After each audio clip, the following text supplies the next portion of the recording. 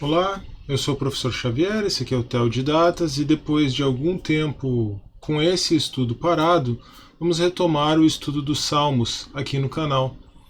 Como sempre, pelo menos tenho tentado manter esse hábito quando posto os vídeos, segunda-feira de manhã, começando a semana com o estudo de um salmo. E o salmo que nós vamos estudar hoje, neste vídeo, é o Salmo 48. O nome que eu dei para este estudo é Louvor ao Senhor em seu santo monte. E a alusão ao começo do salmo é evidente. Também há um cântico, um louvor aqui no Brasil, do Adhemar de Campos, se eu não me engano, que é inspirado nesse início do salmo, né? Então é uma temática bastante conhecida. E essa alusão ao monte de Sião, ao santo monte do Senhor, também é algo muito significativo neste salmo, se nós pensarmos numa perspectiva profética, numa perspectiva tipológica. Mas vamos então à leitura do texto. Salmo 48, Cântico e Salmo para os Filhos de Coré, é o título que consta nas Escrituras.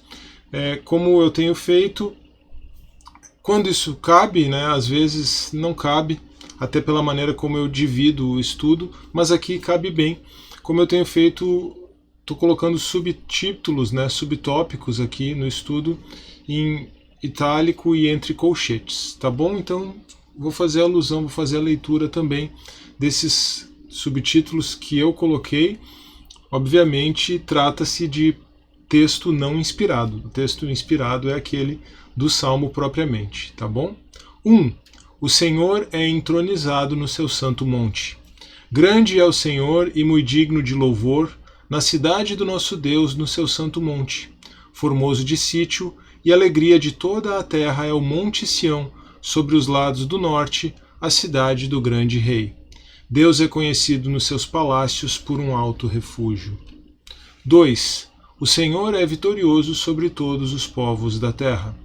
Porque eis que os reis se ajuntaram, eles passaram juntos, viram-no e ficaram maravilhados, ficaram assombrados e se apressaram em fugir. Tremor ali os tomou, e dores como de uma mulher de parto. Tu quebras as naus de Tarsis com um vento oriental. Como o ouvimos, assim o vimos na cidade do Senhor dos Exércitos, na cidade do nosso Deus. Deus a confirmará para sempre. 3. O Senhor é louvado por seu povo. Lembramo-nos, ó Deus, da tua benignidade no meio do teu templo. Segundo é o teu nome, ó Deus, assim é o teu louvor, até aos fins da terra. A tua mão direita está cheia de justiça. Alegre-se o monte de Sião, alegrem-se as filhas de Judá por causa dos teus juízos.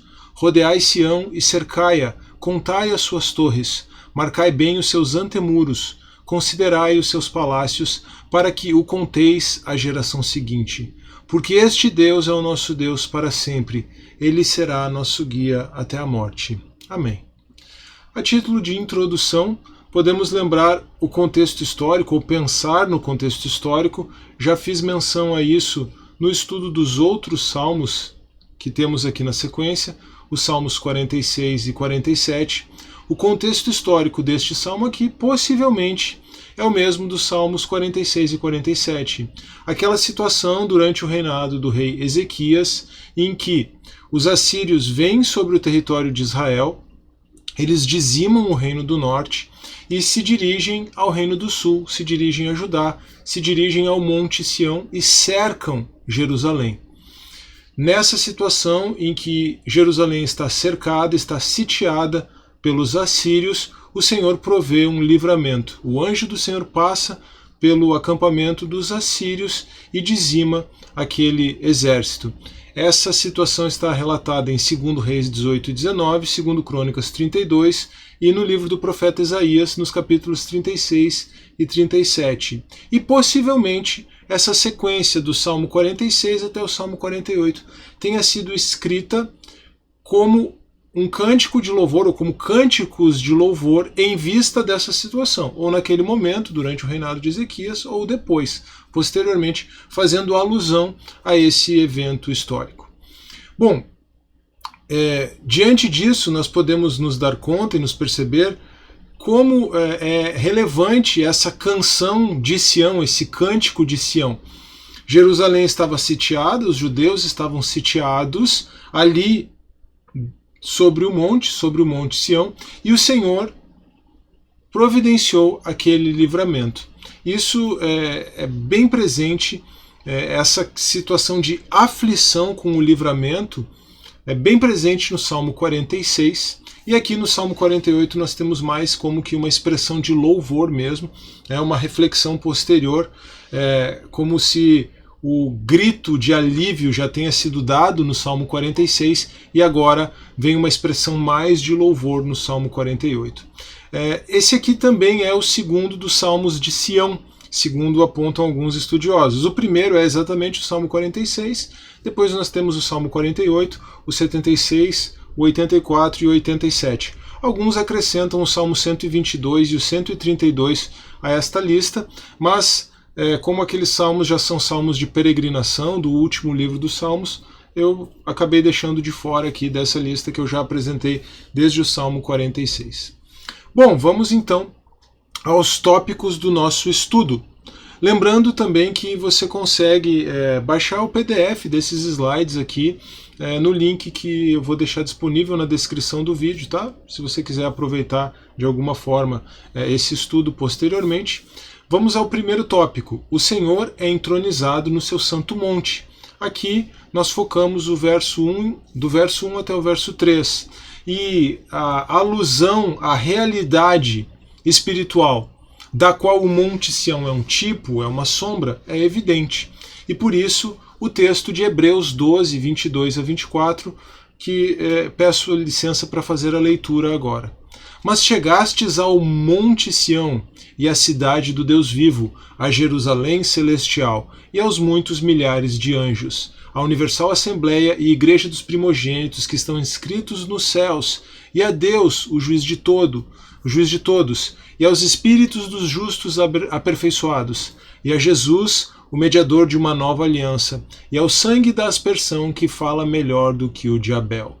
Aqui, essa relação de tipos, ela fica muito evidente no Salmo 48, depois, logo em seguida, no Salmo 50 também, nós vamos ter uma reflexão a respeito dos sacrifícios e a respeito do culto, a respeito da adoração, e isso está preparando o caminho, então, devo gravar e postar na sequência, possivelmente na mesma semana do estudo do Salmo 50, isso abre caminho para o estudo da carta aos Hebreus, que eu já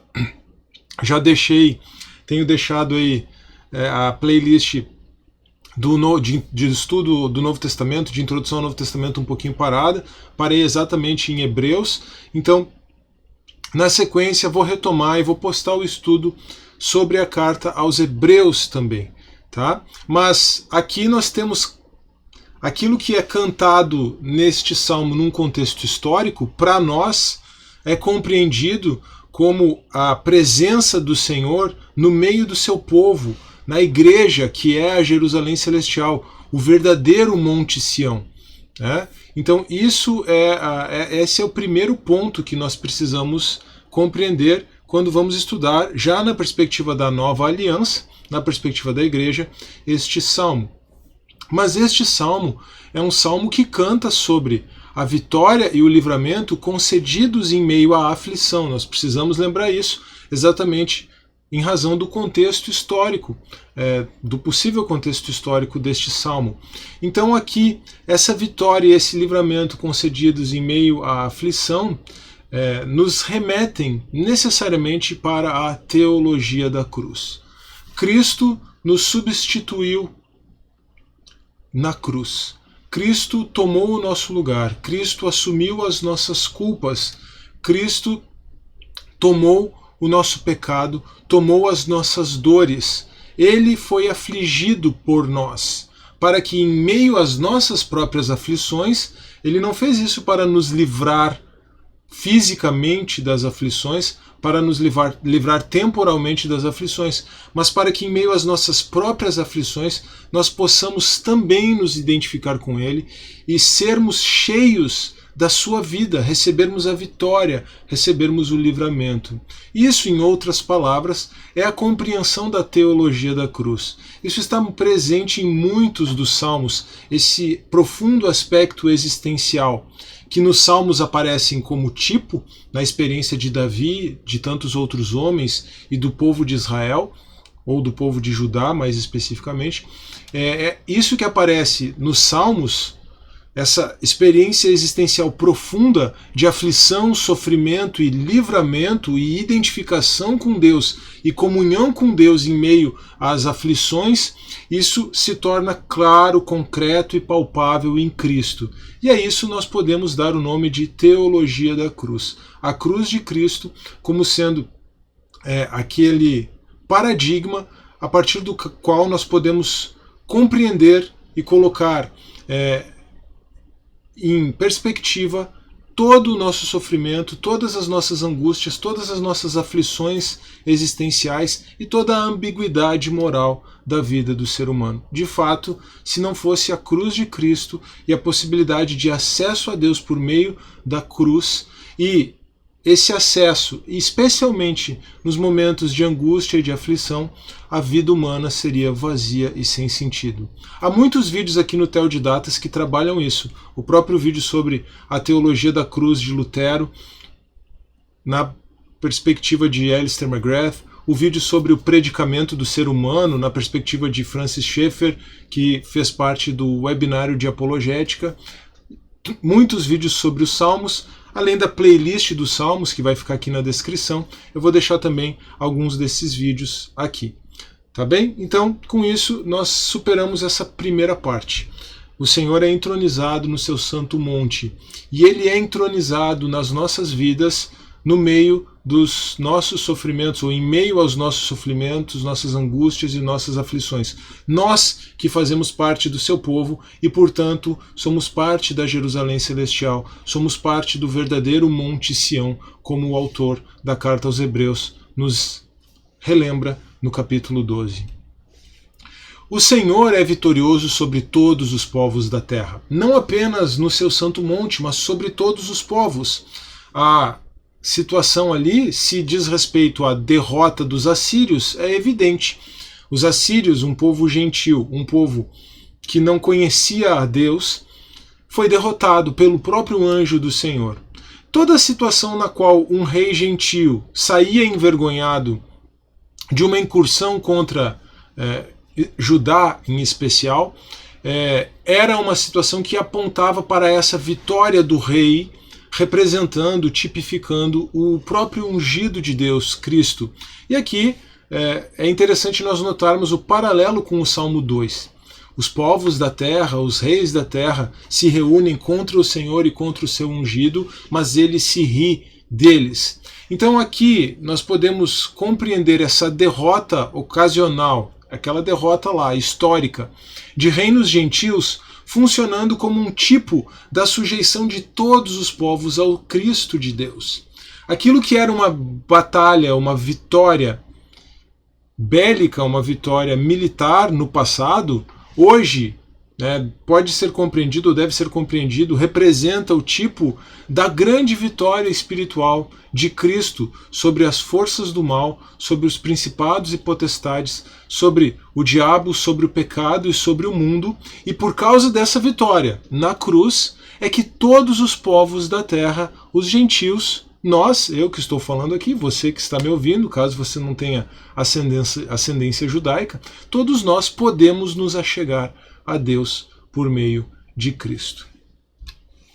E por fim, o Senhor é louvado pelo seu povo. Diante de tão grande livramento, diante de uma obra tão grande, diante da cruz de nosso Senhor Jesus Cristo, não nos resta fazer outra coisa senão louvar. E assim nós encerramos a reflexão a respeito deste salmo com essa porção dos versos 9 até o 14.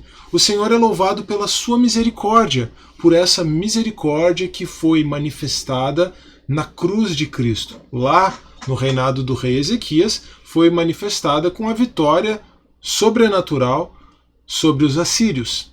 Para nós, essa misericórdia é manifestada na cruz de Cristo.